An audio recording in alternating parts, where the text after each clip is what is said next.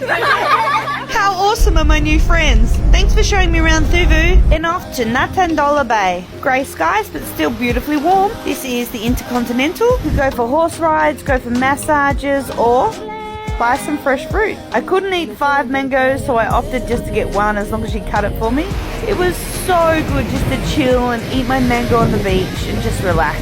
There was a heap of locals enjoying the sun too. I caught the end of Super Grandma winning the under 17s. Then one last massage on the beach.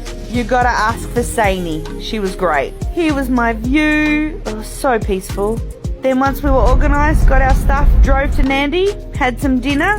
Then I leave first thing in the morning. I'm gonna miss this place. You gotta check out the bloopers. Watch this. Stay there, I'll come around like this.